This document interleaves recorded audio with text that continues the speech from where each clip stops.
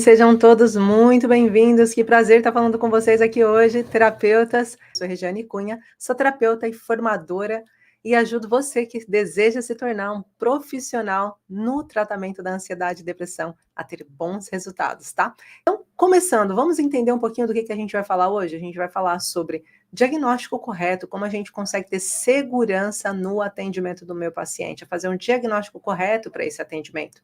Né? E se você é terapeuta e atende os seus pacientes e tem um diagnóstico preciso, que ótimo, mas aqui nessa live a gente vai aprender o que a gente não pode fazer, quais os erros que a gente deve evitar e como também ter essa segurança em diagnosticar, principalmente quando nós estamos falando de ansiedade e depressão.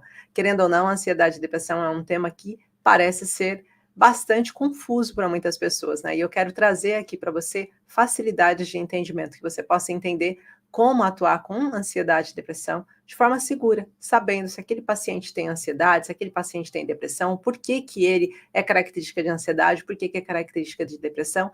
Isso tudo a gente vai estar falando aqui hoje no diagnóstico correto. E eu vou trazer algumas das ferramentas que eu utilizo para que tenha resultados positivos no tratamento do paciente, para que ele possa melhorar mesmo a sua condição já a partir do primeiro atendimento, tá? Então, quem está assistindo aqui, aproveita e já fala de onde que está me assistindo, será um prazer estar ajudando vocês aqui hoje. Então, vamos começar falando aqui de alguns pontos que são fundamentais quando a gente fala sobre o diagnóstico correto, né? Essa importância da gente conseguir compreender o que o paciente vem para o nosso consultório, ele vem com o quê? Ele vem para a gente com um sintoma. E o maior erro que a gente acaba cometendo é ter um sintoma e a gente olhar para aquele sintoma daquele paciente, se debruçar sobre o sintoma daquele paciente e querer resolver o sintoma.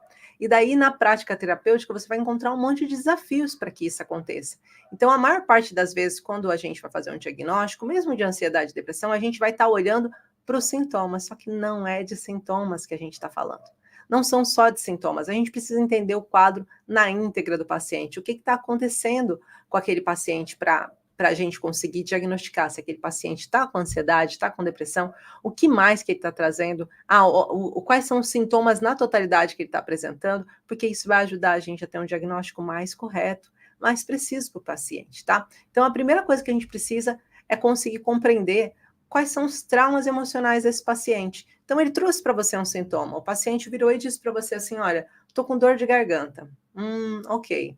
Mas o que mais que você está com dor de garganta? Tenho perdido a minha voz, tenho tido dificuldade de falar, tenho ficado com afonia, né? E daí a gente vai ver esse quadro e vai perceber quando que isso começou. Isso começou há umas 3 semanas. Aconteceu alguma situação emocional que pode ter proporcionado você a ficar com essa afonia, a ter perdido essa voz, a ter ficado com a ideia de que não adianta mais falar, que é melhor silenciar, que tudo que você fala está sendo jogado ao vento?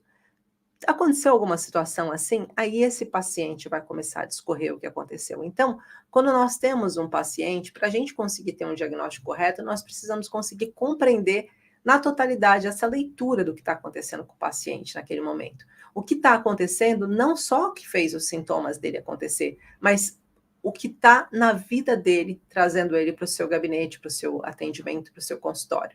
Então, a primeira coisa que a gente fala aqui, dentro desse perfil, né? E se você ainda não segue o perfil, aproveita, já siga o perfil, compartilhe. Caso você tenha interesse em ser um terapeuta especialista no tratamento de ansiedade e depressão, você está no lugar certo. Aqui a gente fala muito sobre ansiedade e depressão. Por que a gente fala sobre ansiedade e depressão? Porque hoje em dia está sendo impossível a gente não falar desse tema. Está sendo impossível você, como terapeuta, não estar preparado para estar trabalhando com esse tema.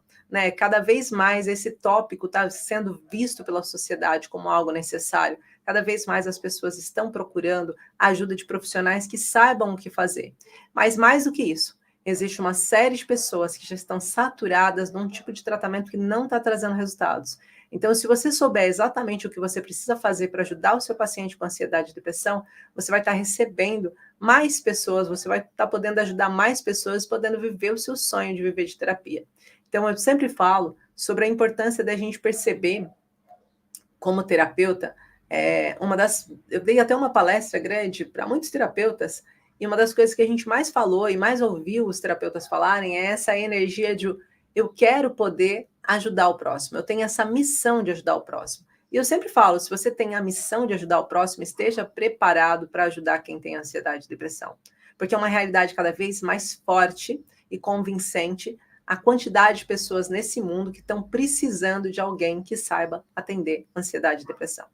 E que saiba ajudar não só com o sistema convencional, porque vai ter muitas pessoas que vão estar procurando que não use medicação, vai ter muitas pessoas procurando que não seja só ouvir, que tenha ferramentas de transformação e que você saiba o que fazer. E é o que eu falo, quando a gente fala da biomicrohertz, a gente usa todas essas características para a resolução do paciente.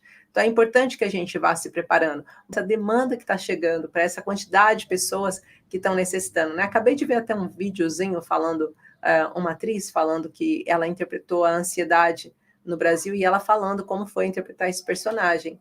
E ela estava dizendo que perguntou para algumas pessoas se a ansiedade era boa ou se a ansiedade era má. E eu sempre fico chateada quando eu escuto alguém falando disso, porque eu falo que leviano é de uma pessoa pensar que a ansiedade é uma emoção. E que caracterizar a ansiedade como uma emoção é algo que me deixa muito chateada, porque as pessoas banalizam as pessoas que sofrem com ansiedade justo por pensar que é só uma emoção. Porque a emoção de raiva, a emoção de tristeza, a emoção de alegria, a gente controla, a gente entende o porquê que aquela emoção foi causada e a gente espera passar, mas a ansiedade não está nesse quesito. A ansiedade é aquilo que chega bagunçando todas as emoções ao mesmo tempo. Ela é um descontrole, um sistema de alerta que está ativado num horário diferente. Então, ela não faz parte da emoção. Ela pode transportar todas as emoções e bagunçar com todas as emoções, mas ela não é uma emoção.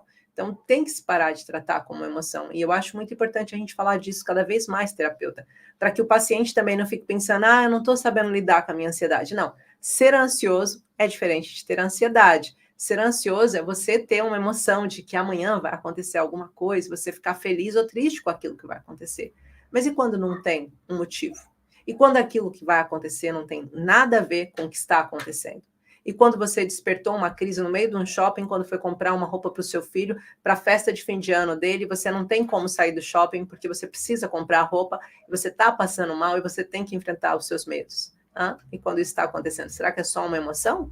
Acho que não, né? Então é importante a gente pensar nisso. Mas voltando aqui ao ponto, a gente estava falando sobre a questão do diagnóstico correto, como conseguir enxergar e perceber qual é o diagnóstico correto que está acontecendo no meu paciente, o que eu posso fazer com esse paciente. E a gente primeiro precisa conseguir compreender os traumas emocionais que esse paciente vivenciou. Os traumas emocionais conscientes e subconscientes. Então, eu quero que um primeiro ponto que a gente precisa, hoje, uma vez que a gente vai estar falando de diagnóstico correto, é compreender que o paciente com ansiedade e depressão ele passou por traumas emocionais. Os traumas emocionais é que vão causar uma nova resposta mental dele, neural. E essa resposta neural vai ativar, então, o seu sistema de alerta.